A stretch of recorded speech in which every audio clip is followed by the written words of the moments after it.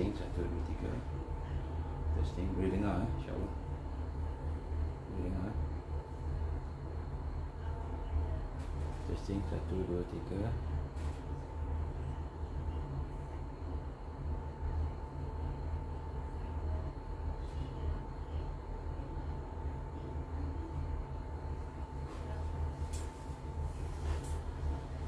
InsyaAllah kita mula dengan Al-Quran. Al-Fatihah. A'udzubillahi minasyaitanirrajim. Bismillahirrahmanirrahim.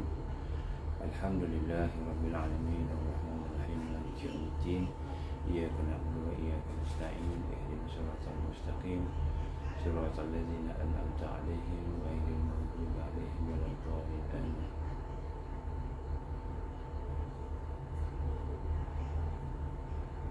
Boleh dengar insyaAllah.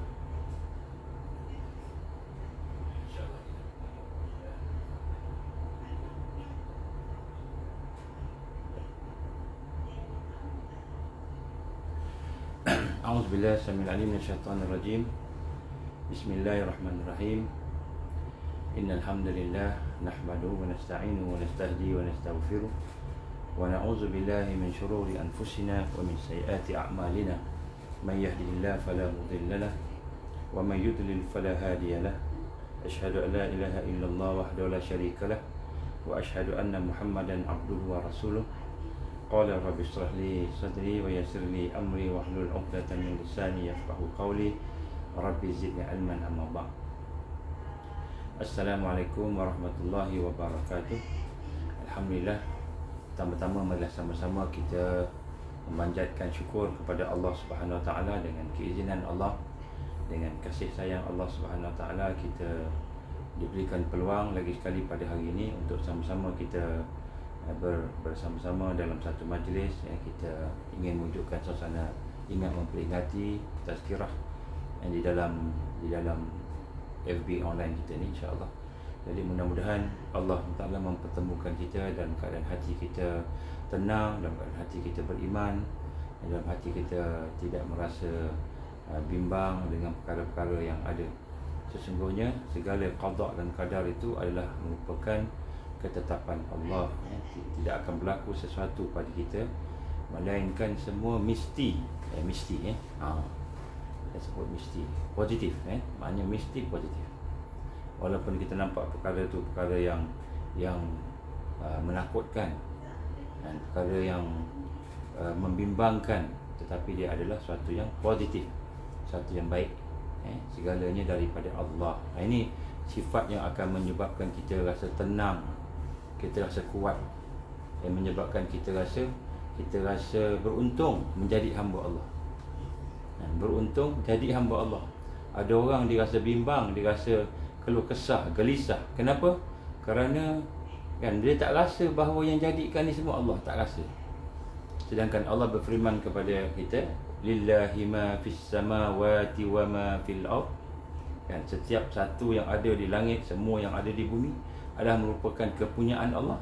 Dan Allah berfirman kepada kita, begitu. Dan kita pun memahami bahawa wa kulli syai'in biqadar, setiap satu itu dengan qadar, dengan qada dan qadar yang Allah tetapkan. Tetapi masih lagi ada kebimbangan dalam hati kita. Kita bimbang. Kalau kita bimbang, orang beriman dia bimbang apa? Dia bimbang dia makin jauh daripada Allah, itu dia bimbang. Dia bimbang dia tak dapat baiki diri dia. Hari ni lebih buruk daripada semalam, dia bimbang. Hari ni sama macam semalam dari sudut takarub kepada Allah, dia bimbang. Itu dia bimbang.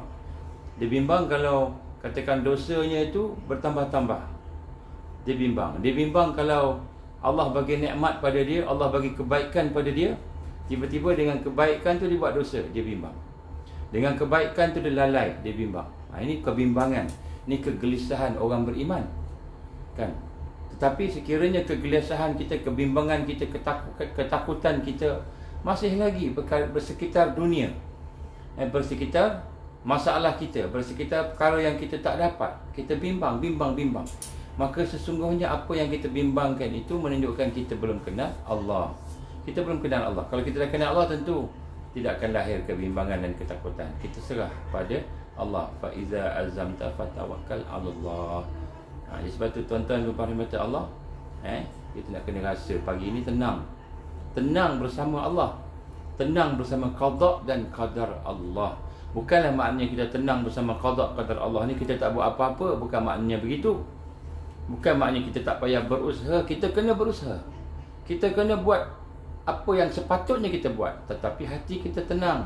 Sebab kita tahu bila kita buat tu dah maksima. Maksima tu kita buat kerana Allah. Dan Allah Subhanahu Wa Taala redha dengan iman kita, maka kita tenang. Kita tenang bersama Allah. Inilah syurga di dunia ni.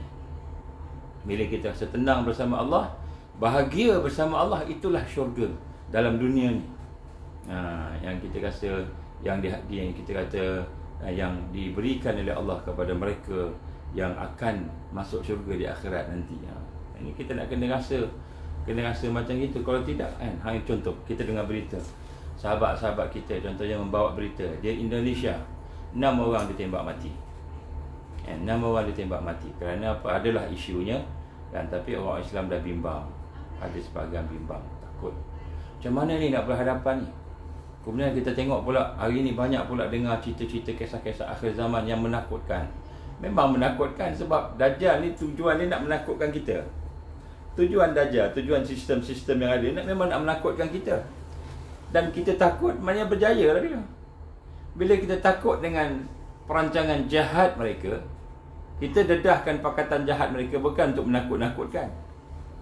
Kita dedahkan kejahatan-kejahatan musuh Allah bukan untuk menakutkan, tapi untuk kita pertama sekali yakin bahawa kalau ada Dajjal dan ada pakatan Dajjal, ada tentera Dajjal, sudah tentu ada Allah. Ada pakatan Allah. Dan sudah tentu ada tentera Allah. Ada Dajjal, ada kekuatan dia, ada perancangan dia, ada pakatan dia, jahat-jahat semua, menakutkan semua. Buktinya ada Allah. Ada Allah, ada tentera Allah, ada kekuatan Allah, ada qada dan qadar Allah. Jadi hati kita tak perlu rasa takut. Tak perlu rasa takut dengan makhluk. Kalaulah Allah izin kita kena sakit, maka itu Allah izin kita kena sakit. Maknanya itu yang terbaik bagi kita. Kalau Allah izin kita diseksa, Allah izin kena tangkap, Dajjal tangkap, katalah Dajjal tangkap, seksa. Allah Akbar, Allah Akbar, sakit. Tapi Allah izin, bukan Dajjal yang nak seksa kita. Memang Dajjal dia nak seksa, dia yang nampak kita, nampak menyiksa kita, contoh. Tapi dia tidak ada kuasa melainkan semua biiznillah, dengan izin Allah.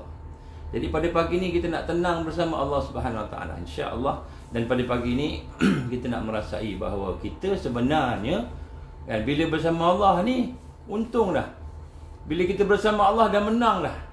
Dah menang dah bila kita bersama Allah.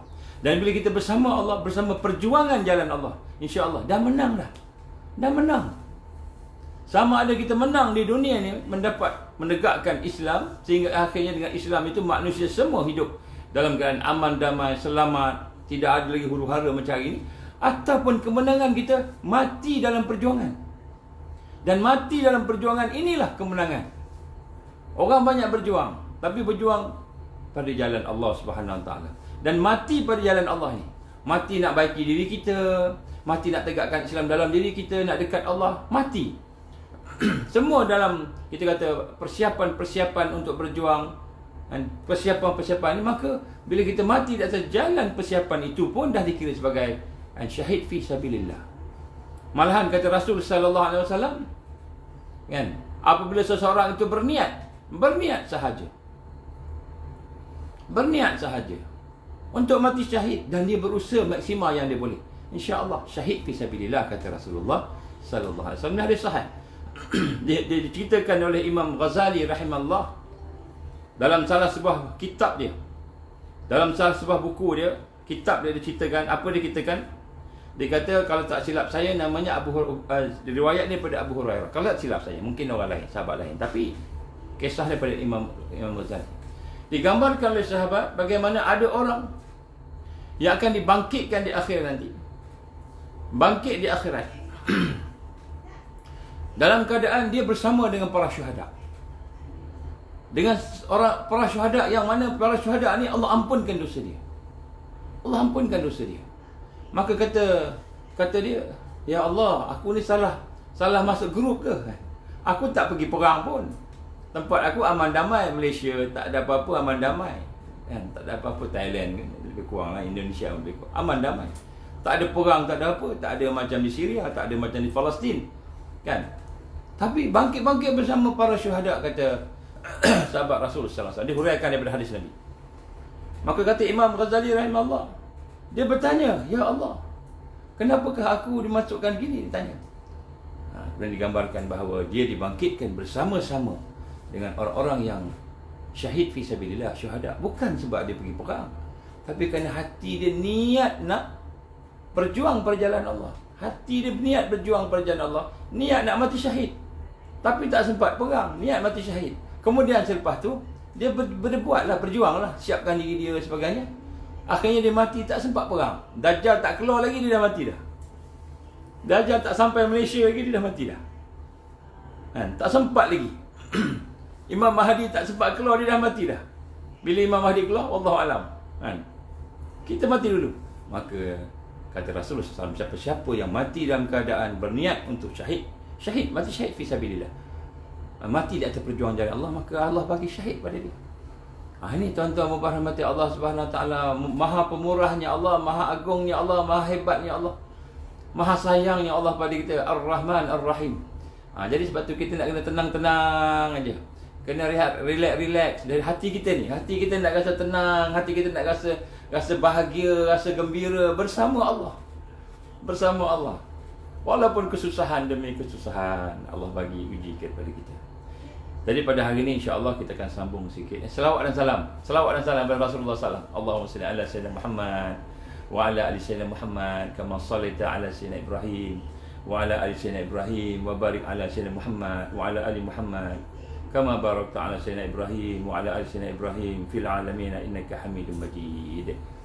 Jangan lupa selawat tuan-tuan dan puan. Pastikan satu hari 100 kali minima. Kalau boleh 1000 kali. Ada orang sampai 5000 kali. Sallallahu ala Muhammad, sallallahu ala Muhammad, sallallahu ala Muhammad. Itu yang paling ringkas. Tak apalah, buatlah yang mampu, tapi buatlah banyak-banyak. Baik, insya-Allah pada hari ini tuan-tuan dan puan Allah, kita akan sambung apa yang telah kita bincangkan pada siri-siri yang lepas. Saya sebut sekali lagi. Apa yang kita bincangkan pada kuliah duha yang kita buat harian ini, kecuali jika ada apa-apa berlaku, contohnya ada meeting syarat yang tak dapat ni, kita tangguhlah.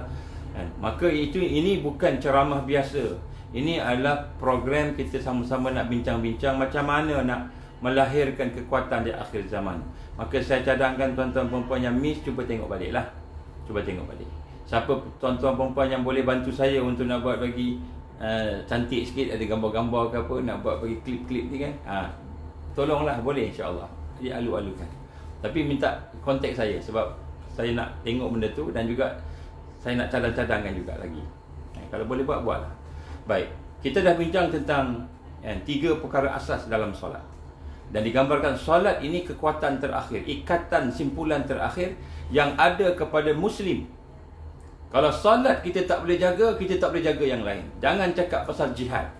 Jangan cakap pasal ekonomi Islam. Jangan cakap pasal nak pergi cari kampung Islam, perkampungan Islam, uzlah, hijrah, khalwat. Jangan cakap pasal benda lain kalau solat kita tak jaga. Sebab solat ni perkara yang pertama ditanya oleh Allah Subhanahu Wa Taala di akhirat nanti.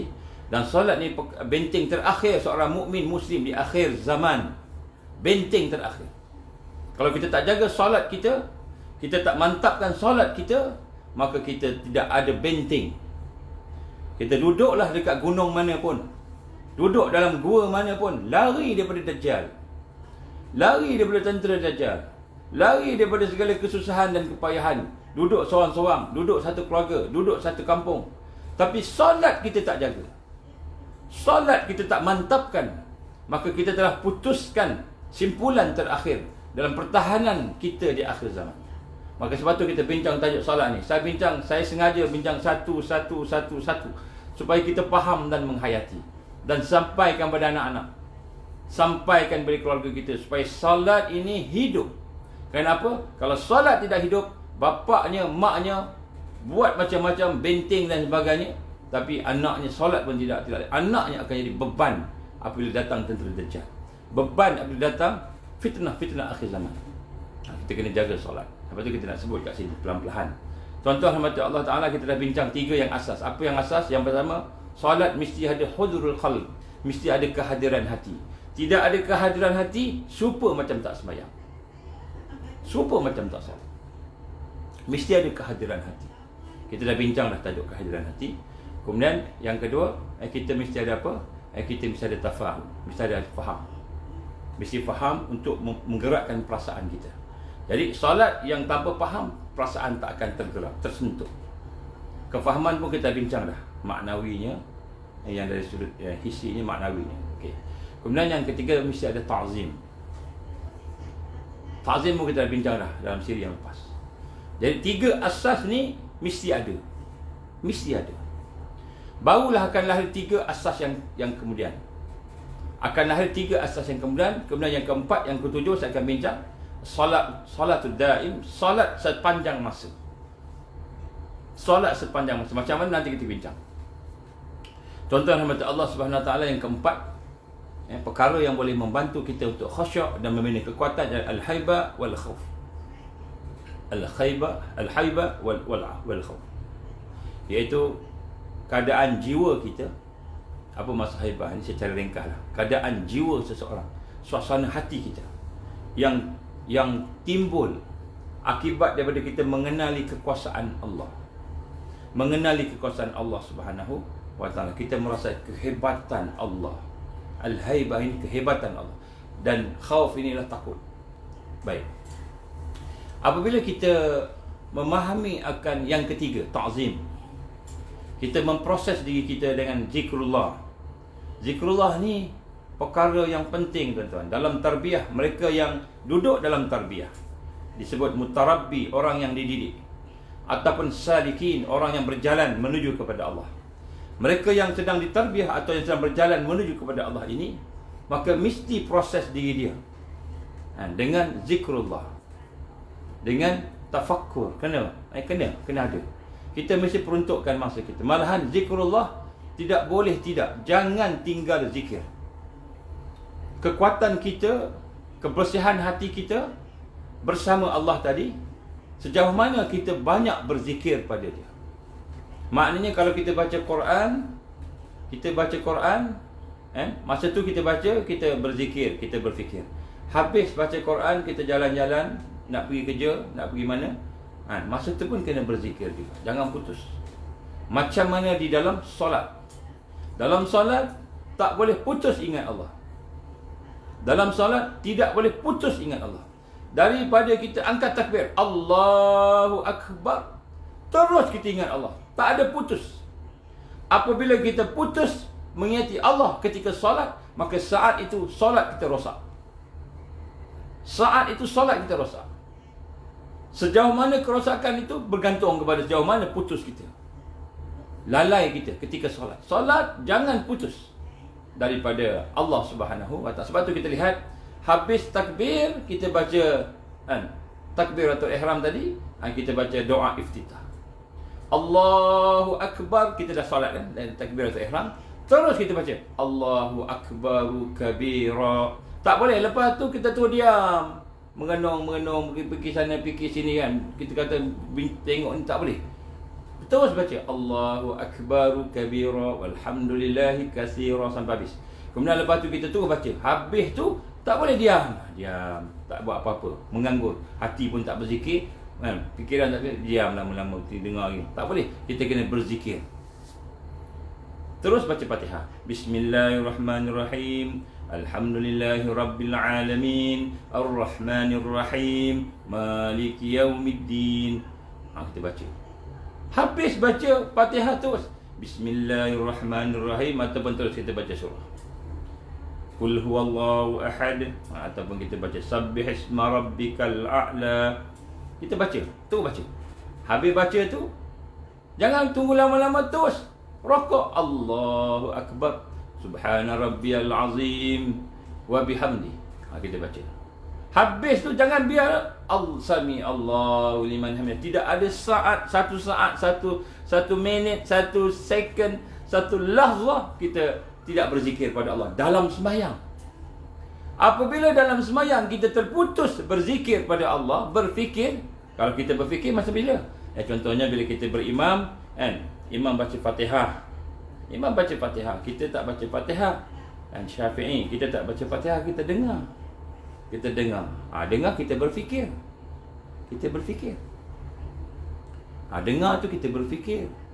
Maknanya ingat Allah juga. Ingat Allah juga. Hati kita merasai. Alhamdulillahi Rabbil Alamin. Imam baca, kan? Hati kita kata Allah. Kita memuji Allah. Kita puji Allah. Kita rasa rendah diri. Ya Allah, Engkau lah yang berhak untuk dipuji. Engkau lah yang berhak untuk dikasihi, dipuja. Ar-Rahmanir Rahim, kan? Puji Allah lagi. Hati kita rasa rendah diri. Jadi kita dengar, kita berfikir. Kita tidak berhenti daripada zikir dalam solat.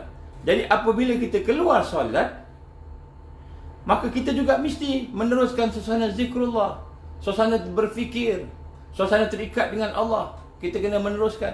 Bukannya kita baca Fatihah pula kat luar solat. Kita tak semestinya. Zikir ni, nanti kita akan bincang secara detail zikir ni macam mana. Tapi maknanya zikir sentiasa teringat dengan Allah.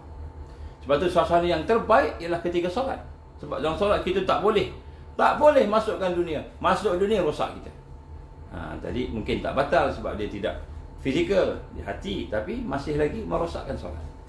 Baik, tuan-tuan, maka salah satu keadaan jiwa setelah kita menguasai 3 yang asas, hudurul qalb, menghadirkan hati, kita dah bincang dah, dan tafahum, kita faham makna-makna tadi untuk menggerakkan hati kita, dan ketika kita ta'zim, kita membesarkan Allah, mengagungkan Allah, kita rasa memerlukan Allah, itu kita dah bincang, maka akan timbul perkara yang keempat, iaitu al-haibah wal khauf. Apa dia maksudnya al-haibah wal khauf ini? Kan? Jadi untuk al-haibah ini kita nak contoh manusia dulu supaya kita mudah tengok. Kita melihat seorang tuan guru ataupun seorang syekh ataupun seorang imam ataupun seorang yang soleh. Kita tengok perwatakan dia, wajah dia bercahaya, kan, dengan mungkin pakaian dia, dengan cakap dia yang teratur, tidak mengarut-ngarut, dengan saksiah akhlak dia, maka ada kehebatan pada haibah. Kita melihat dia dengan perasaan haibah. Kita bukan saja kita gerun dengan dia, tapi kita bukan gerun ke takut ke apa, tapi kita nak dekat dengan dia. Jadi sebab itulah fokus untuk kita meningkatkan haibah ini. Saat ini perasaan. Apa maksud haibah al-khauf ini? Haibah wal khauf ini adalah rasa hebat Allah, gerun dengan Allah, dan merasa takut dengan Allah. Inilah kemuncak kepada ta'zim. Kemuncak kepada mengagungkan Allah ialah haibah. Haibah, kemuncak. Jadi kemuncak kita boleh mengenal Allah, kemudian kita mengagungkan Allah, itu namanya haibah. Haibah ni apa? Kita gerun dengan Allah. Kita takut dengan Allah. Itu kemuncak mengagungkan. Tetapi mengagungkan Allah bukan hanya takut. Jadi dua, al-haibah wal uns disebut.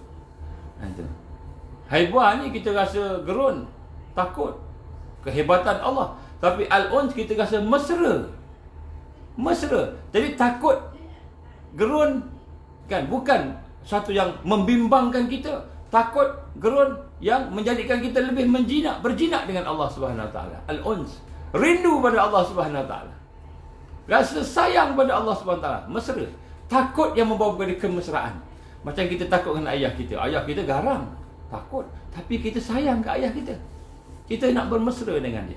Tapi bagaimana kita nak melihat rawatan? Rawatan yang nombor 4 ini, ya, fokus utama, kita hendaklah menghidupkan hati kita, menyedari dan menghayati kehebatan Allah Subhanahu Wa Taala.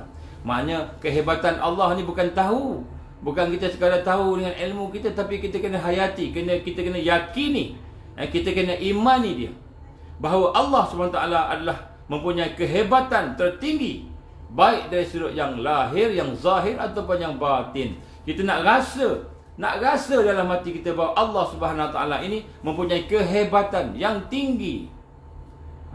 Dan rasanya maknanya kita nak yakin. Yang tinggi, baik yang kita nampak ataupun yang kita tidak nampak. Allah SWT telah menyebutkan tentang kehebatan dia dalam ayat-ayat Al-Quran. Jadi sebab itu bila kita baca Quran, kita melihat Allah memperkenalkan dirinya sebagai Tuhan, Rabb, yang maha hebat, yang maha agung. Melihat Allah menghapuskan kaum-kaum yang derhaka pada dia. Allah menghapuskan mereka yang kafir kepada dia. Kita melihat itu, kita melihat kehebatan Allah. Hebatnya Allah. Kita nak sembelih ayam pun menggigil, setengah kita nak sembelih ayam pun menggigil, takut. Ini Allah boleh hapuskan satu kaum, hapus macam itu, habis. Dan Allah tidak peduli, ini sifat Allah. Allah tidak mempedulikan siapa-siapa. Dia bukan ada terikat-terikat. Dia tidak diikat oleh manusia. Kalau dia nak berbuat al-muntaqim, dia yang maha menyeksa. Dia boleh menyeksa, dia seksa habis-habis. Ini Allah Subhanahu Wa Taala, itu kehebatan Allah, keagungan Allah. Kalau Allah nak cabut tangan kita, kaki kita, dia boleh cabut. Bila-bila masa dia boleh cabut. Kalau Allah nak butakan mata kita, bila-bila masa dia boleh butakan. Tak perlu aksiden, tak perlu kita kata terjatuh. Telinga pekak, dia boleh pekakkan. Bila-bila masa dia boleh pekakkan. Ini kehebatan Allah. Dan Allah maha menguasai, maha mengalahkan. Jadi apabila kita membaca sifat-sifat Allah itu, maka kita nak rasa dalam hati kita. Sungguh-sungguh rasa. Ini. Jadi macam mana nak rasa tadi? Sebab tu saya kata kita kena tajdid iman. Kalau kita tak boleh nak rasa sifat Allah tadi, kita kena banyakkan zikrullah. La ilaha illallah, la ilaha illallah. Siapa yang memperbanyakkan la ilaha illallah, Allah ampunkan dosa dia. Macam-macam dia punya kelebihan dia. Kemudian Allah bersihkan hati dia. Hati dia bersih. Tuan-tuan, puan-puan, rahmati Allah. Kenapa kita tak boleh nak merasai kebesaran Allah? Kerana dalam hati kita ada banyak kebesaran-kebesaran yang lebih hebat. Kita rasa kita ni boleh selamat dengan sebab diri kita sendiri. Kita rasa kita boleh selamat dengan kepandaian kita. Kita sihat dengan kehebatan diri kita. Kita rasa kita yang lebih kuat. Kita kuat, sebab tu kita tak rasa kehebatan Allah. Kita tak rasa kehebatan Allah. Bila kita tak merasa kehebatan Allah, maka kita kena cuci. Cuci tu hati kita tu. Macam mana nak cuci? Kata Rasul SAW, kamu banyakkan sebut la ilaha illallah, la ilaha illallah. Setiap kali kamu sebut la ilaha illallah, maka Allah akan bersihkan satu lapis. Tengok tuan-tuan, kita dah berapa banyak zikir la ilaha illallah, tapi hati kita kotor lagi. Teruk sangat jiwa kita ni. Kita boleh merasai kehebatan manusia. Bila kita boleh merasai kehebatan negara, kekuatan. Kuatnya Israel, kuatnya China. China ni kuat, mana kita boleh lawan China? Kita rasa kehebatan dia. Kita rasa kekuatan USA, Amerika. Sampai kita takut. Kita rasa kekuatan ekonomi mereka, tapi kita tak rasa kehebatan Allah. Hati kita banyak selaput-selaput ni, banyak sangat, dia bertimbun-timbun, gelap hati kita. La ilaha illallah, la ilaha illallah. Kita baca la ilaha illallah tu pun kita tak rasa apa-apa. Sebab tu kita kena banyak baca. Orang yang menyebut nama Allah, kalau betul-betul dia kedekat dengan Allah, akan gementar hati dia. Gementar hati dia. Tuan-tuan rahmat Allah, pernah ada ceritakan oleh seorang kawan saya, dia pergi masuk hutan, tiba-tiba terserempak dengan harimau. Harimau tu dia punya atas dia sama lebih kurang macam dia. Sama tinggi dia. Dia pernah terserempak dengan harimau.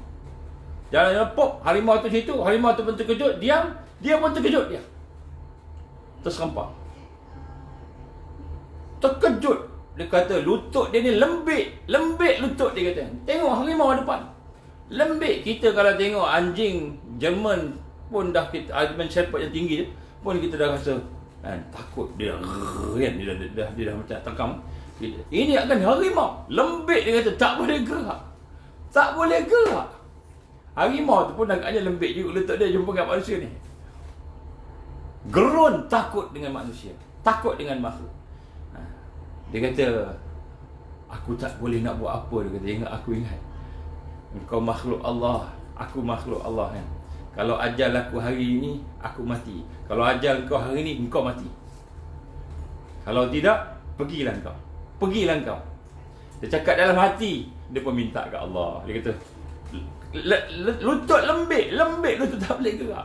Dia kata, lutut aku tak boleh gerak, nak angkat kaki tak boleh. Tak boleh, punya gerun jumpa dengan harimau. Allah izin, lama dia pun agaknya baca bismillah, astagfirullah, dia pun baca lah, minta kat Allah kan. Harimau tu pun undur jalan. Tuan-tuan rahmati Allah Ta'ala, nak gambarkan sini, kita dengan makhluk takut. Baru ancaman kata tidak ada makanan, baru ancaman kata ada penyakit virus, baru ancaman-ancaman sikit-sikit kita dah takut dah. Macam mana ni? Nampak bisnes ni macam mana? Dia kata tak. Baik. Jadi dikata di sini Allah Subhanahu Wa Taala memperkenalkan diri dia. Dialah Tuhan yang maha berkuasa. Allah ni maha berkuasa tuan-tuan. Dia nak cabut mata kita sekarang pun dia boleh cabut. Dia nak bagi kita tak boleh bercakap, lidah kita keras, kena kanser, sekarang pun dia boleh bagi. Tapi dia biar, dia bagi kat kita semua. Allah yang maha berkehendak. Kehendak kita dengan kehendak Allah. Kehendak Allah hebat. Kehendak Allah ni mengatasi kehendak manusia. Allah maha mencipta. Allah maha menghidupkan. Allah maha mematikan. Allah maha membangunkan dan meruntuhkan. Kita nampak hebat Amerika, hebat Israel, Dajjal hebat. Allah izin dia bangun, Allah akan runtuhkan dia. Dia akan membalas mereka yang melakukan kejahatan dengan balasan yang hebat. Al-Muntaqim, Allah yang maha mengazab. Allah boleh mengazabkan. Ini orang akhir zaman, dia dengan Allah ni rapat. Dia rasa kehebatan Allah. Sesungguhnya kehebatan Allah tidak ada tandingannya. Tak ada tanding. Ini perasaan yang kita nak rasa dalam kehidupan kita. Kegagahan dan keperkasaan Allah mengalahkan oleh Allah ke atas sesiapa saja. Allah boleh kalahkan sesiapa saja. Dan Allah tidak peduli pada kita. Allah Subhanahu Wa Taala tolong kita. Allah SWT bagi nikmat pada kita. Bukan sebab kita ni special. Bukan sebab kita ni hebat mana. Tak ada. Sebab kasih sayang Allah sahaja pada kita. Allah bagi kita ada duit ni hari ni. Sebab apa? Kita pernah bagi duit ke Allah? Pernah kita buat apa-apa ke Allah? Tidak ada satu pun yang kita buat yang menyebabkan Allah SWT kena bagi sesuatu pada kita. Tak ada satu. Semua yang Allah bagi kita Ar-Rahman, Ar-Rahim. Sebab Rahman dia, Rahim dia, rahmat dia pada kita, Latif daripada kita. Allahu Akbar. Allah bagi pada kita semua yang ada ni. Bukan sebab Allah tu hutang budi pada kita. Tak ada. Dan Allah tidak peduli. Kalau dia nak cabut, dia cabut. Allah nak miskinkan seseorang, dia boleh miskinkan seseorang. Dia cabut. Dia tahan rezeki. Allah nak sakitkan seseorang, dia boleh cabut kesihatan. Dia tahan kesihatan daripada orang tu. Dia boleh tahan kesihatan. Allah nak buat, dia maha menghendaki. Jadi hari ini kehebatan Allah ni kita nak kena rasa. Kehebatan Allah ke atas diri kita, ke atas makhluk yang lain. Ini al-haibah. Kemuncak kepada ta'zim, mengagungkan Allah. Timbul perasaan haibah, hebatnya Allah. Hebatnya Allah Subhanahu Wa Taala. Allah tidak peduli kepada sesiapa. Kalau dia nak jatuhkan seseorang pun boleh. Kalau dia nak miskinkan seseorang tu boleh. Kalau dia nak sakitkan seseorang pun boleh. Dia tidak peduli. Jangan kita rasa aku hebat, aku ni special di sisi Allah. Jangan. Kita hanya hamba-Nya, makhluk yang tidak ada nilai padanya, melainkan dia telah tetapkan takwa yang ada pada kita tu. Barulah. Itu pun sebab kita rendah diri pada dia. Takwa ni kita bimbang, takut dengan murka dia. Itu semua lahir daripada al-iman. Tuan-tuan hamba Allah Subhanahu Wa Taala, sebab itulah dalam suasana hari ini kita nak kena rasa. Tetapi di samping kehebatan Allah, keagungan Allah tadi, kekuatan Allah, maka Allah juga bersifat mesra. Allah bagi kita mata, Allah bagi kita telinga, bukan sebab kita bagi duit kat dia, bukan sebab kita sembahyang puasa, tak ada. Tapi Allah ni maha mesra, maha sayang, maha Rahman, Rahim, Ar-Rahman, Ar-Rahim. Allah maha pemberi. Allah maha pemberi rahmat. Allah maha kasih sayang kepada makhluknya. Allah maha pemberi rezeki. Allah bagi rezeki. Bukan sebab kita ni keturunan Nabi, Syed, Habib. Bukan sebab kita ni keturunan Raja, Sultan.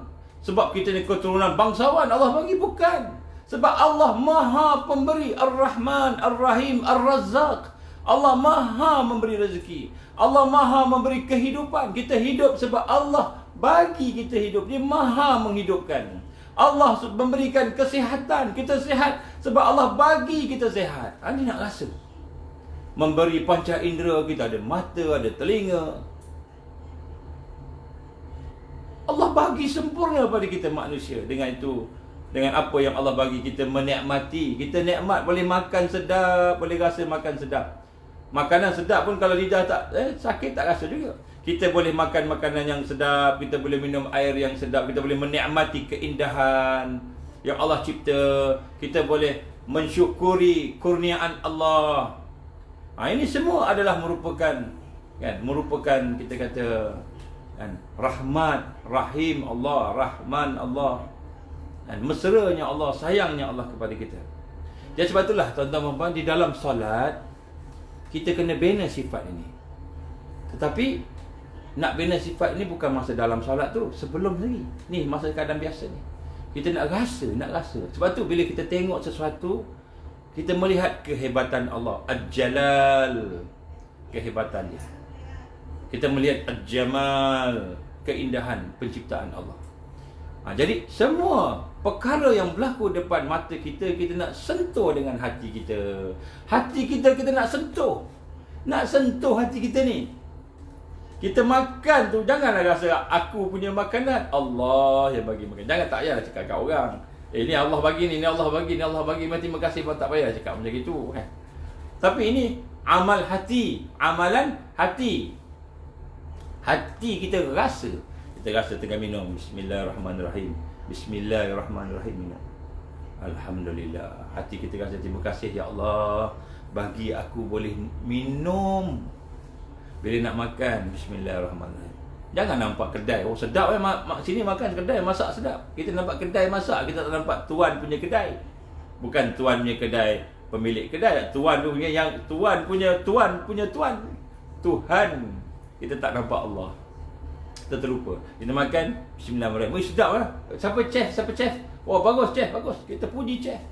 Kita tak puji Allah, puji chef. Hati kita tak rasa. Hati kita buta, tuan-tuan. Hati kita buta. Sebab tu kena la ilaha illallah, la ilaha illallah, la ilaha illallah. Banyakkan zikir. Allahumma salli ala Sayyidina Muhammad, Allahumma salli wa sallim ala Sayyidina Muhammad. Banyakkan selawat. Maka di sinilah sebagai kesimpulan kita sebut kat sini, bagaimana al-haibat itu adalah merupakan kita merasai kehebatan Allah, hebat dan Allah, dan kita merasa mesra. Rasa sayang Allah. Kehebatan Allah, kegerunan Allah. Kan? Gerunnya kita pada Allah tentang kehebatan dia, ketakutan, tetapi hati kita sayang pada dia. Menyebabkan kita tunduk bersama ketenangan hati. Itu hati jadi tenang. Kalau tengok rimau tadi, kita berjumpa dengan rimau, kan? Hati kita takut dengan rimau nak makan kita tu. Hati kita memang tak tenang lah. Tak tenang ada rimau nak makan kita. Tak, ni Allah yang maha hebat, tapi Allah yang maha sayang kat kita. Jadi kita diazab. Tuan-tuan, saya ulang kita diazab. Kita dapat balak. Kita dapat kesusahan. Bukan kerana Allah tidak Rahman, tidak Rahim. Bukan kerana Allah tidak sayang kita. Bukan kerana Allah tidak mesra dengan kita. Tetapi kerana kesalahan kita.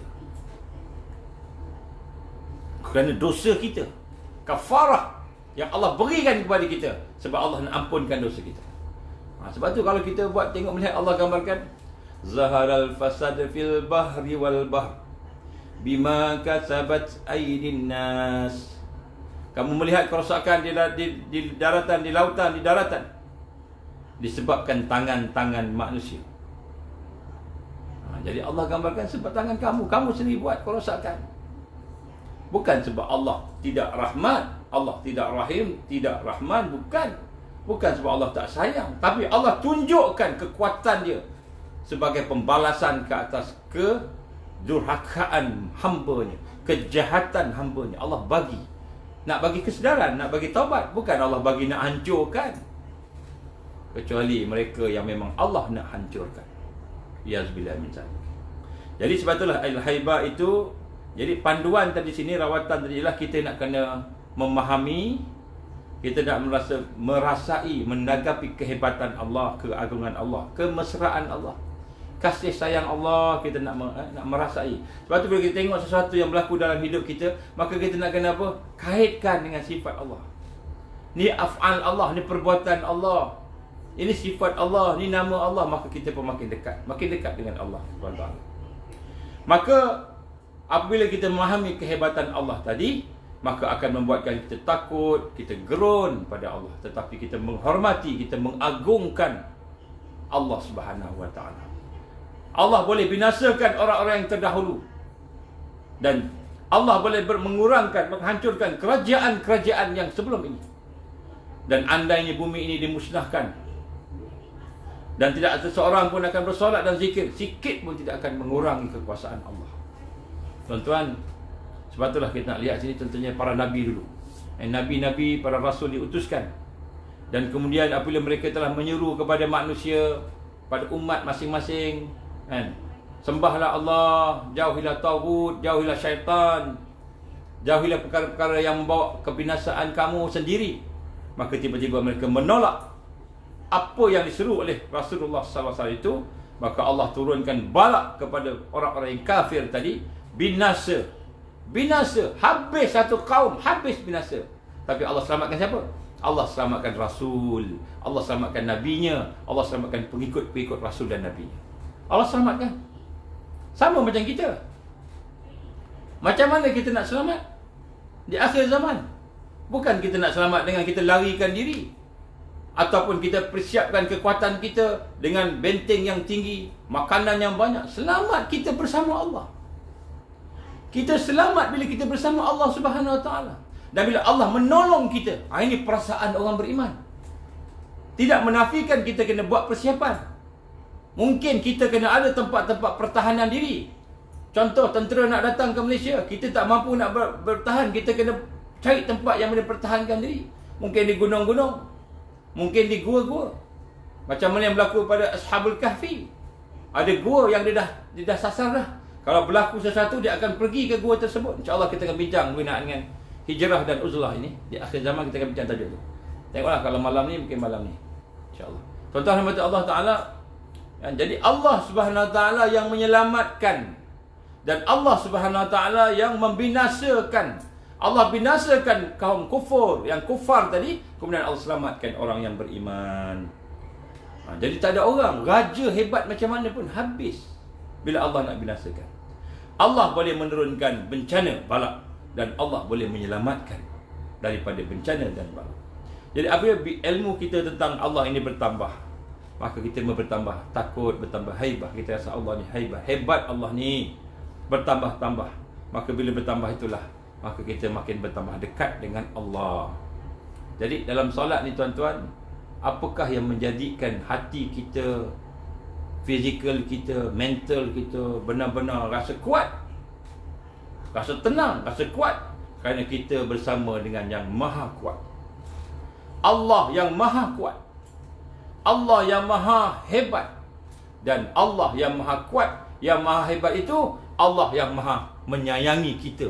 Kita rasa Allah maha hebat, Allah maha kuat, Allah maha berkuasa tadi. Dan pada masa itu Allah maha menyayangi kita yang sedang solat. Maka ketika itulah kita tunduk, kita boleh fokus, kita boleh meningkatkan lagi syuur kita, perasaan kita ketika kita bersama dengan Allah di dalam solat. Masa itulah kita akan bermunajat pada Allah. Kita bermunajat pada Allah. Setiap kali kita rokok, kan, contohnya rokok, jangan tunjuk sujud je, rokok. Subhan, sembahyang sunat lah, sembahyang sunat. Macam wajib tak boleh nak buat pasal kita ada jamaah kan. Sembahyang sunat. Subhana rabbiyal azim wa bihamdi. Subhana rabbiyal azim wa bihamdi. Subhana rabbiyal azim wa bihamdi. Sambil kita baca, hati baca juga. Subhana rabbiyal azim wa bihamdi. Hati baca, menunjukkan menghadirkan hati. Subhana rabbiyal azim wa bihamdi. Hati baca sama dengan lidah. Sambil baca, hati rasa apa dia? Subhana rabbiyal azim. Maha suci Allah yang maha agung. Maha suci Allah yang hati kita rasa Allah yang maha agung. Tidak ada kelemahan, tidak ada kekurangan. Subhanah. Subhanah. Subhanah itu subhan, maha suci. Tidak ada kelemahan, tidak ada kekurangan, tidak ada apa-apa yang kita kata sesuatu yang ada pada makhluk, tidak ada. Subhana rabbiyal azim wa bihamdi. Maha suci Allah. Maha suci Allah SWT yang Maha Agung. Tuhan yang Maha Tuhan aku, Rabbi. Tuhan aku yang Maha Agung. Kita baca Subhana Rabbiyal Azim. Maha suci Engkau ya Allah, yang tak ada kelemahan, tak ada kekurangan, tidak ada apa-apa yang ada pada kami ini makhluk lemah.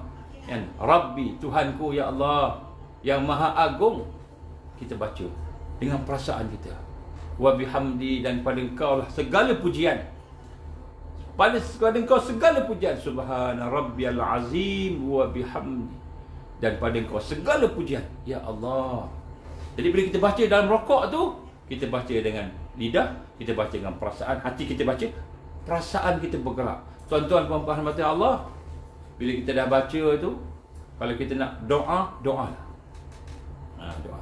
Apa doa kita? Dalam hati kita kata, ya Allah, Engkau buangkanlah, Engkau lunturkanlah, Engkau hapuskanlah segala kerosakan yang ada dalam hati aku. Boleh? Dalam rokok kita berdoa pada Allah. Boleh? Tapi yang paling rapat sekali ketika sujud. Nabi gambarkan sallallahu alaihi wasallam ketika sujud doa.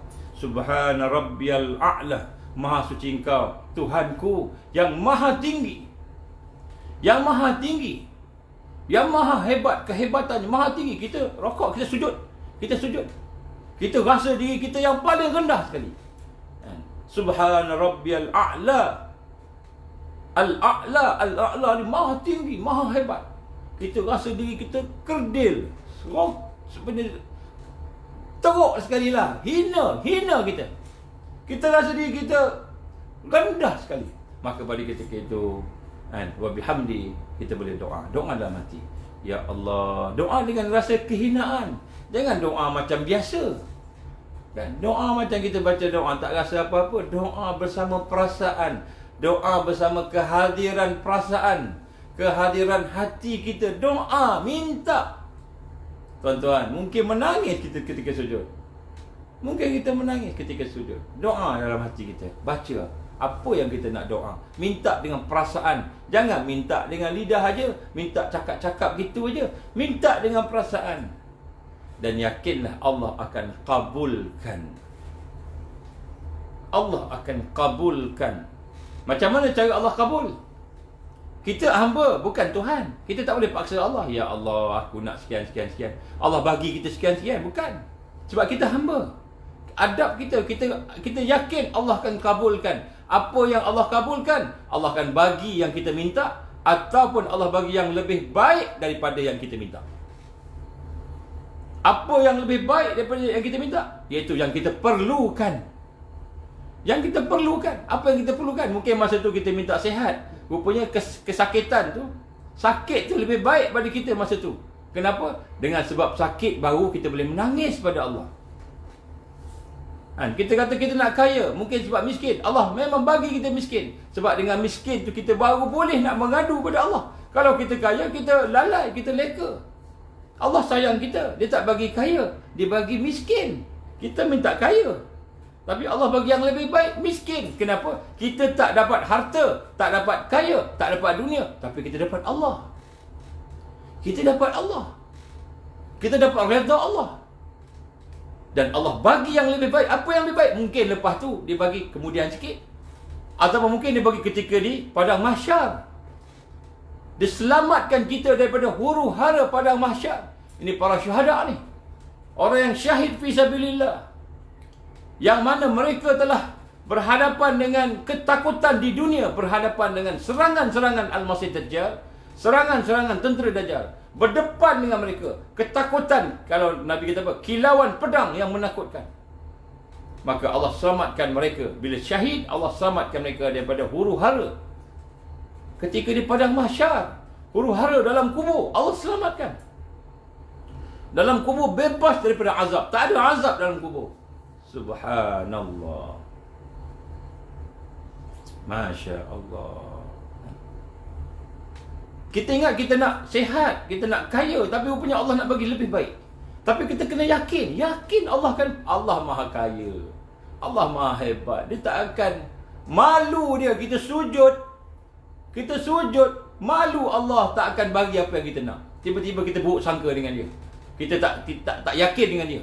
Kita buruk sangka dengan dia, tak yakin Allah akan bagi. Maka kita buruk sangka Allah pun tak bagilah. Allah tak bagi, buruk sangka. Aku bersama persangkaan hamba-Ku. Aku bersama persangkaan hamba-Ku. Kalau hamba-Ku bersangka baik dengan aku, maka dia akan dapatlah kebaikan. Kalau dia bersangka buruk dengan aku, maka dapatlah keburukan. Minta baik dapat buruk, sangka buruk ke Allah. Kita tak yakin Allah akan bagi. Kita ingat Allah ni miskin. Kita ingat Allah ni rokik, bakhil macam kita.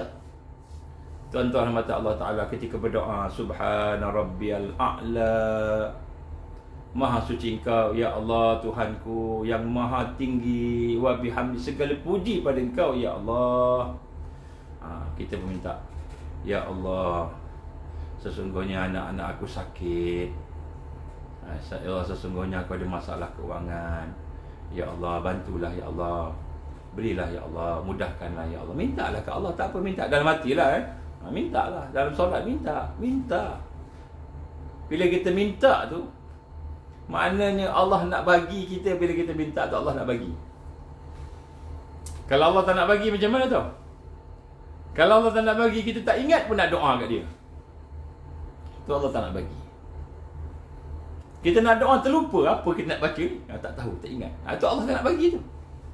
Tapi bila kita boleh baca doa, minta pada Allah, macam Allah nak bagi. Hati orang beriman, terima kasih sebab Allah izin aku minta kat dia. Minta kamu, Ya Allah. Sebab bila kita minta dengan yakin, Allah pasti bagi. Pasti bagi. Pasti bagi. Dan bila Allah pasti bagi, janganlah pula kita nak apa yang kita nak. Allah bagi, dia Tuhan. Dia Rabb, dia Ilah. Dia yang maha mengetahui. Dia bagi yang lebih baik.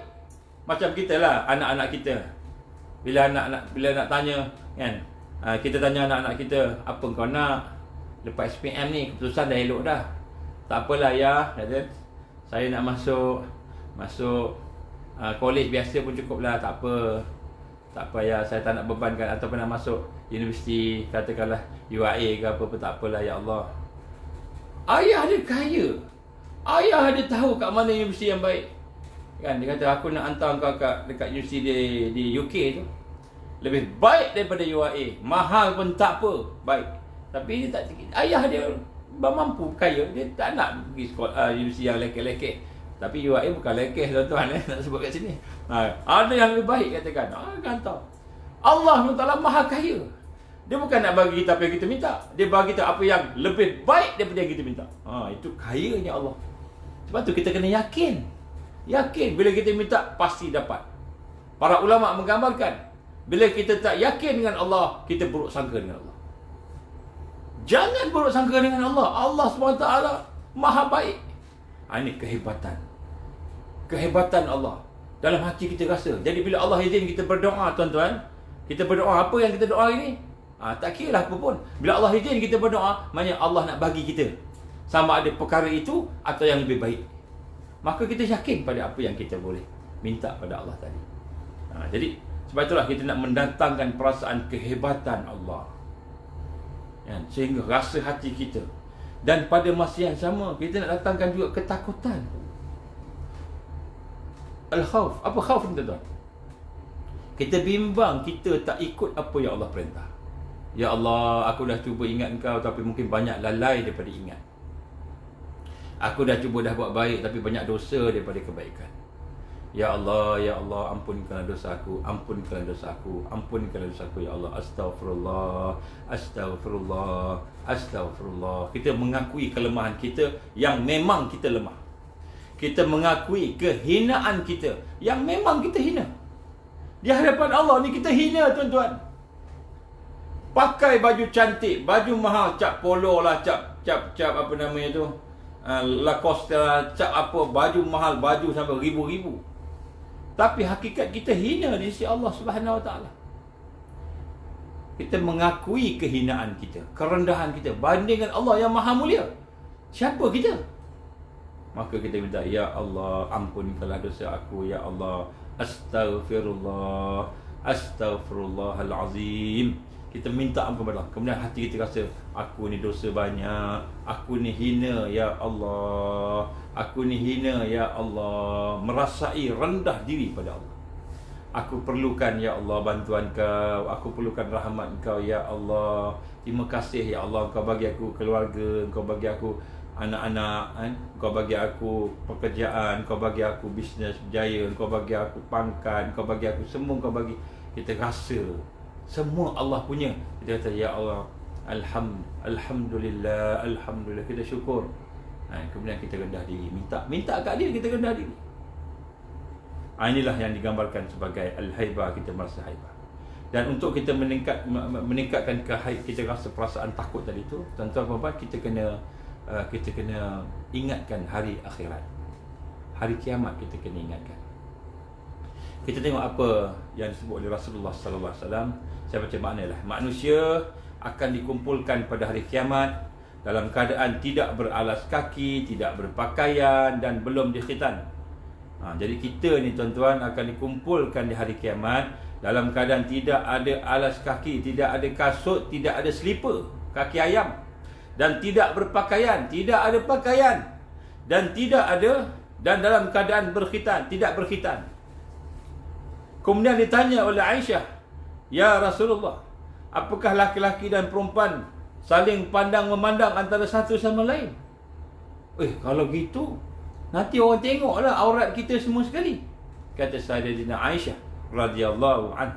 Apa kata Rasul sallallahu alaihi wasallam? Wahai Aisyah, masalah yang akan dihadapi lebih penting daripada sekadar melihat antara satu sama lain. Jadi masalah kita nak jumpa Allah ni, ketakutan kita nak jumpa Allah ni, dok fikir kita ni macam mana di sisi Allah, malunya, takutnya, gerunnya, dengan dosa yang kita bawa daripada dunia, dengan kelemahan yang kita biarkan berlaku, kelalaian yang berlaku dalam hidup kita, yang kita bawa depan Allah, ketakutan tu tak sempat nak tengok kiri kanan. Tak sempat nak tengok kiri kanan, tuan-tuan. Digambarkan oleh Sayyidina Umar bin Khattab radhiyallahu anhu ketika dia bersama sahabat-sahabat. Maka dia bertanya kepada seorang sahabat, siapa nama sahabat ni, subhanallah, Khubayb, antara seorang sahabat Khubayb pun. Dia kata apa? Dia kata, ceritakan kepada aku, ataupun ceritalah kepada kami semua apa yang kau dengar dari Rasulullah SAW berkenaan dengan hari-hari akhirat. Beritahu pada kami sesuatu yang menyebabkan kami menangis. Itu Sayyidina Umar. Sayyidina Umar tengok sahabat ni, hari tu iman dia paling kuat agaknya, wajah dia percaya. Sahabat ni kata, "Ya sahabi, wahai sahabatku, ceritakanlah tentang sesuatu yang menyebabkan kami menangis." Sayyidina Umar minta kita pasal supaya menangis. Kita hari ni kan nak karaoke gembira-gembira. Kita hari ni lah. Sahabat-sahabat dulu cerita apa maknanya. "Wahai Umar bin Khattab Amirul Mukminin, sesungguhnya aku mendengar pada satu hari Rasulullah sallallahu alaihi wasallam telah bersabda bahawa sesungguhnya semua manusia akan berhimpun di padang mahsyar. Semua manusia akan berhimpun di padang mahsyar, dan semua dalam keadaan kelang kabut dan takut yang amat sangat, mengenangkan dosa mereka, menyesal dengan dosa mereka, menyesal dengan apa yang mereka buat di dunia ini. Mereka lalai dengan Allah Subhanahu Wa Taala, berada dalam keadaan yang amat jauh daripada Allah, menyesal. Maka masing-masing berjalan menuju kepada Allah yaumul hisab. Masing-masing berjalan dalam keadaan penyesalan. Kejap lagi Allah nak tanya aku apa yang aku buat. Kejap lagi Allah akan tanya aku apa yang aku tinggalkan. Kejap lagi Allah nak tanya aku apa yang aku lalaikan. Semua masing-masing teringat. Masa tu baru bangun, baru bangkit, semua fresh otak kita boleh teringat semua dosa-dosa kita. Maka ketika itu kata sahabat kata, maka Rasul sallallahu alaihi wasallam menggambarkan, maka ketika sedang berjalan bergerak ke yaumul hisab, pada tempat di mana kita akan hisab, seorang-seorang kita akan bertemu dengan Allah, maka pada ketika itu tiba-tiba Allah buka neraka dia, Jahannam, pintu neraka dibuka, pintu Jahannam dibuka, maka naik asap daripada Jahannam, naik asap tinggi setinggi-tingginya, sehingga semua yang berada terduduk tengok asap neraka Jahannam yang mungkin perjalanannya ratus ribu tahun. Itu perjalanan tu mungkin ratus atau ribu tahun masa dunia ni. Naik atas kepulan asap dia, hitam, gelap, Maka semua terduduk, kata Rasul SAW. Semua terduduk. Tak boleh berjalan dah. Tengok asap. Maka ketika itulah seorang Nabi akan berkata kepada dia, Ya Allah, apakah aku akan kau ampunkan dosa aku? Seorang Nabi. Maka menangis sahabat-sahabat semua. Umar bin Khattab radhiyallahu anhu kata apa? Ya Allah, sesungguhnya seorang Nabi pun takut akan dicampakkan dalam neraka Allah. Apalah Umar, aku ni tak bukan Nabi pun. 7 kali Nabi, 7 kali Umar pun tak boleh nak sampai Nabi. Menangis, semua sahabat menangis. Menangis tersesak, mengenangkan ketakutan di padang mahsyar. Belum lagi berjumpa Allah, baru nampak neraka Allah dibuka. Asap tinggi naik, melangit. Itulah digambarkan oleh Rasulullah SAW. Wahai Aisyah, masalah yang kamu hadapi pada masa itu lebih penting, lebih kamu takut daripada nak melihat sekitar kiri kanan, nak tengok orang, nak tengok kelemahan orang, nak tengok apa yang ada pada nafsu. Tak ada dah, nafsu semua habis. Yang ada hanyalah ketakutan demi ketakutan. Maka itulah hakikat haibah dan ketidakpedulian Allah. Allah tak peduli kepada manusia. Allah bukannya peduli pada kita. Pada masa itu kata Rasul SAW, ketika di padang mahsyar, Allah Subhanahu Wa Taala menggambarkan keadaan dia yang paling murka dan menggambarkan kemurkaan Allah Subhanahu Wa Taala. Kerana semua manusia datang menghadap dia, tidak ada yang lain melainkan dengan dosa-dosa mereka. Semua manusia datang dengan dosa. Maka Allah SWT menggambarkan, Rasul gambarkan sallallahu alaihi wasallam, Allah murka pada hari Yaumul Hisab. Dan kemurkaan Allah, Allah tak peduli siapa kita. Allah tak peduli siapa kamu.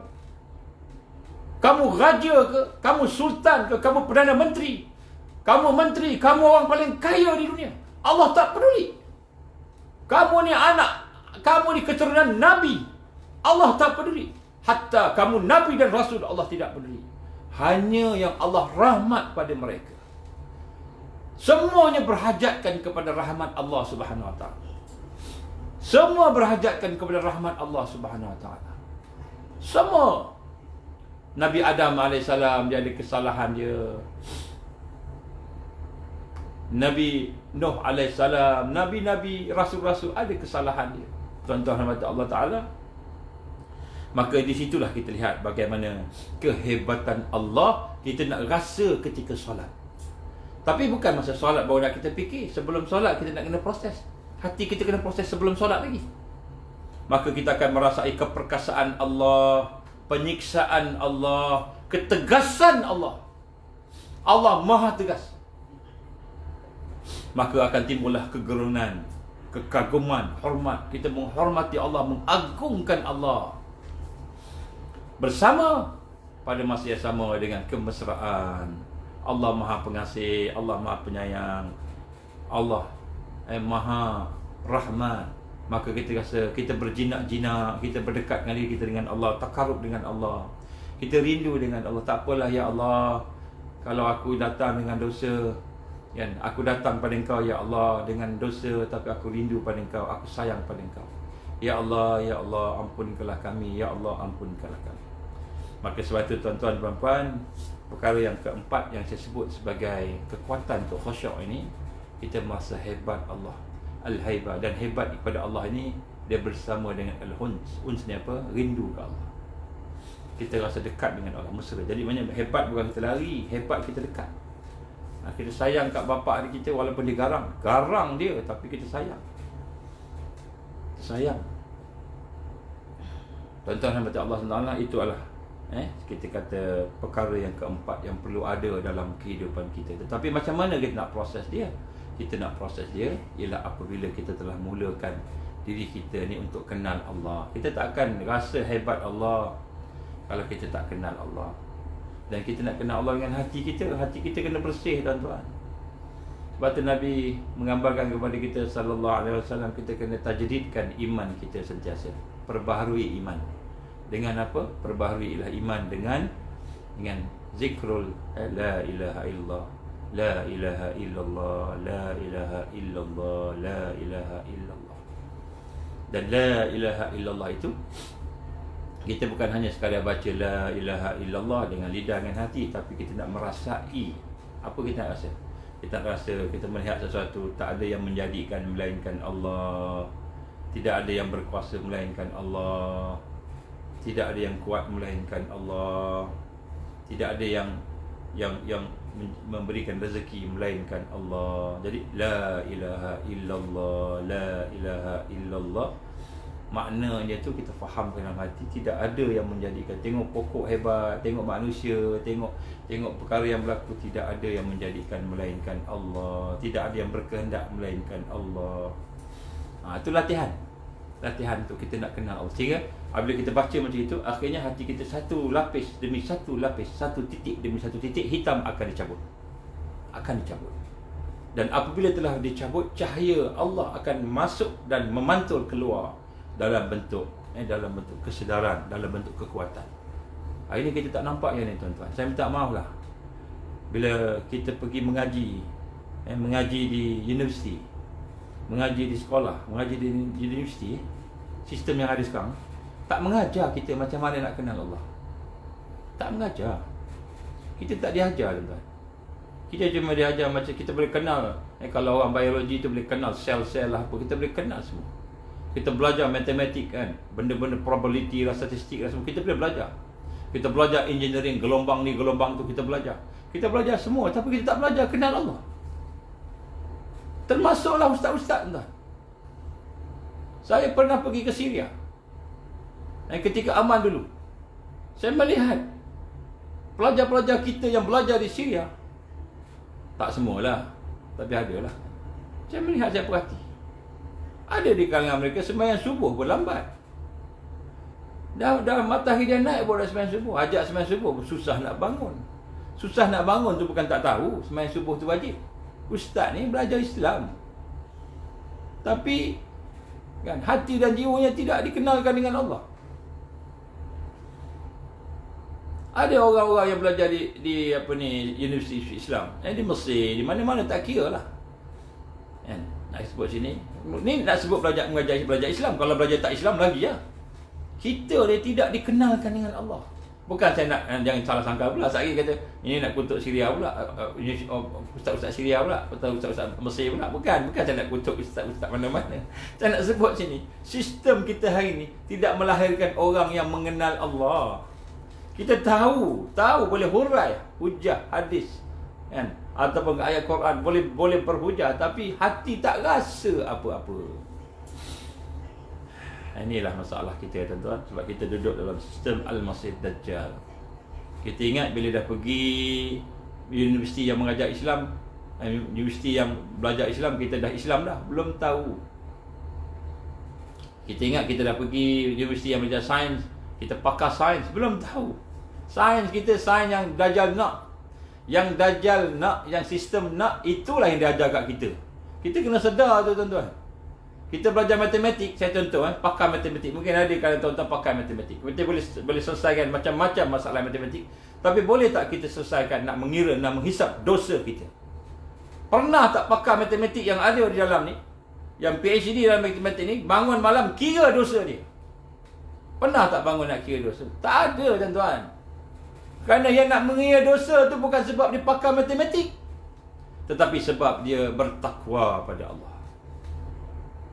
Yang nak menghayati Quran ni bukan sebab dia ustaz, tapi kerana takwa yang ada dalam diri dia. Sebab dia iman yang diproses, iman yang hidup dalam diri, baru dia boleh mengamalkan agama. Dia belajar agama, dia boleh amalkan. Dan ramai jugalah ustaz-ustaz kita yang soleh, yang takwa, ramai insya-Allah. Tapi nak sebut sini, sistem kita bukan. Dia dapat bukan daripada sistem tu. Dia dapat daripada luar. Dia ada usrah lah, dia ada halakah lah, dia ada program talaki lah, dia ada guru-guru dia lah, dia ada nakib lah. Ini yang bagi kesedaran ni. Bukan dapat daripada sistem yang ada di universiti. Sistem universiti hanya concern pasal peksa je. Ini masalah kita. Kita bergantung dengan sistem yang ada pada kan, pada luar, tanpa kita kembali kepada sistem madrasah tarbiyah Rasulullah sallallahu alaihi wasallam. Jadi insya-Allah tuan-tuan, mudah-mudahan tak apalah yang dah berlaku kan. Tak apa, kita buat muhasabah. Saya jangan pula lepas ni keluar pula satu isu Nok Azman memfitnah universiti pula. Tak apalah, nak fitnah lah apa kan. Saya tak kisah, tapi saya akan sebut sini kan. Musuh memang saya Rasulullah SAW pun kena yang baik-baik. Orang yang paling baik di dunia Rasulullah pun kena, apa lagi kita yang jahat-jahat ni. Baik, insya-Allah tuan-tuan. Mudah-mudahan Allah ampunkan dosa kita. Mudah-mudahan Allah berikan kekuatan kita untuk menghayati. Jadi insya-Allah siapa-siapa yang belum lagi mengikut siri-siri yang lepas, tolong tengok. Sebab kita di sini bersambung-sambung, dan siri kita ni sebenarnya lebih kepada fokus macam mana nak laksanakan dalam bentuk konteks proses tadi. Bukan sekadar ilmu. Kalau ilmu tuan-tuan pergilah di kuliah-kuliah yang bersangkut dengan Fardu Ain, itu lebih banyak ilmu. Saya ni sikit-sikit je lah, insya-Allah. Aku lihat hazah astagfirullah. InsyaAllah tuan-tuan, pada malam ini, kalau sempat malam ini atau malam saya akan buat satu pengumuman nanti. Kita akan cuba tengok sambungan tentang perbincangan, dan kemungkinan banyak sangat soalan tentang hijrah dengan uzlah di akhir zaman, di akhir. Saya ingat nak bercakap tu benda lambat-lambat sikit supaya kita boleh praktis. So ilmu ni bukan untuk tahu, untuk praktis. Bila saya cakap tak boleh praktis, susah juga kan. Tapi saya sentuh sikit lah, insyaAllah, uzlah dan hijrah di akhir zaman. Bila masa kita nak kena hijrah, bila masa nak kena uzlah, apa maksud uzlah, apa maksud hijrah, apa maksud khalwah. Jadi ada dia punya istilah-istilah dia di akhir zaman ni yang kita kena tengok balik apa rukun-rukun dia. Nak hijrah ni masa bila boleh hijrah ke? Siapa-siapa pun boleh hijrah ke? Semua orang boleh pergi ke? Kan? Macam mana? Jadi sebenarnya itu insya-Allah saya akan cuba sentuh.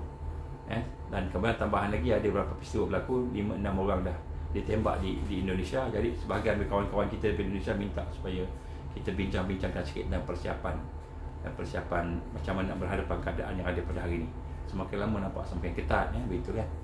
InsyaAllah saya cubalah, saya cuba apa yang sekadar saya mampu, insyaAllah. Allahumma salli ala sayyidina Muhammad wa ala alihi wa sahbihi barak wa sallam. A'udzubillahi samil alim minasyaitonir rajim. Bismillahirrahmanirrahim. Alhamdulillahirabbil alamin, wassalatu wassalamu ala asyrafil anbiya'i wal mursalin wa ala alihi wa sahbihi ajma'in. Allahumma innaka ta'lam anna hadhihi al-qulub qad istamat ala mahabbatik wa taqat ala ta'atik wa tawhadat ala da'watik wa tawhadat ala nusrati syari'atik. Fawasik رابطتها وأدمتها واهدها سبلها واملأها بنورك الذي لا يخلو واشرح صدورها بفيض الإيمان بك وجمل التوكل عليك وأحييها بمعرفتك وأمتها على شرف تدريك. يا الله إنك نعم المولى ونعم النصير. اللهم يا مقلب القلوب ثبت قلوبنا على دينك وعلى طاعتك وعلى جهاد في سبيلك. لا إله إلا أنت سبحانك إنا كنا من الظالمين. اللهم إنا نعوذ بك من أن نشرك بك شيئا نعلمه ونستغفرك لما لا نعلم. اللهم إنا نعوذ بك من عذاب جهنم. اللهم إنا نعوذ بك من عذاب القبر. اللهم إنا نعوذ بك من فتنة المحيا والممات. اللهم إنا نعوذ بك من فتنة المسيح الدجال. اللهم إنا نعوذ بك من المأسم والمغرام. اللهم يا مقلب القلوب ثبت قلوبنا على دينك وعلى طاعتك وعلى الجهاد في سبيلك. يا الله يا الله يا رحمن يا رحيم. يا الله يا مالك يا قدوس يا سلام. يا الله يا حي يا قيوم برحمتك نستغيث. يا الله يا حي يا قيوم برحمتك نستغيث. يا الله يا حي يا قيوم برحمتك نستغيث. لا إله إلا أنت الله الأحد الصمد الذي لم يلد ولم يولد ولم يكن له كفوا أحد. اللهم اجعلنا من المؤمنين حقا. اللهم اجعلنا من المتقين حقا. اللهم اجعلنا من المحسنين حقا. اللهم اجعلنا من المقربين. اللهم اجعلنا من العارفين. اللهم اجعلنا من الواسلين. اللهم اجعلنا من المحبين. اللهم اجعلنا من الصديقين والشهداء والصالحين. اللهم اجعلنا من الشاكرين والصابرين. اللهم اجعلنا يا الله من المهديين. ربنا أتمم لنا نورنا واغفر لنا إنك على كل شيء قدير. ربنا هب لنا من أزواجنا وذرياتنا قرة أعين واجعلنا للمتقين إماما. ربنا آتنا في الدنيا حسنة وفي الآخرة حسنة وقنا عذاب النار. وصلى الله على سيدنا محمد وعلى آله وصحبه وبارك وسلم. سبحان ربك رب العزة عما يصفون والسلام على المرسلين والحمد لله رب العالمين. سبحانك اللهم وبحمدك أشهد أن لا إله إلا أنت أستغفرك وأتوب إليك. بسم الله الرحمن الرحيم. والعصر إن الإنسان لفي خسر إلا الذين آمنوا وعملوا الصالحات watawasau bil haqqi watawasau bis sabr. Tuan-tuan dan puan, mohon kalau boleh di-viralkan supaya mudah-mudahan ramai dapat perkara yang kita bincang-bincang dan dapat manfaat insya-Allah untuk perjuangan di akhir zaman insya-Allah. Aku li qouli hadza astaghfirullahalazim li wa lakum. Wabillahi taufiq wal hidayah. Assalamualaikum warahmatullahi wabarakatuh.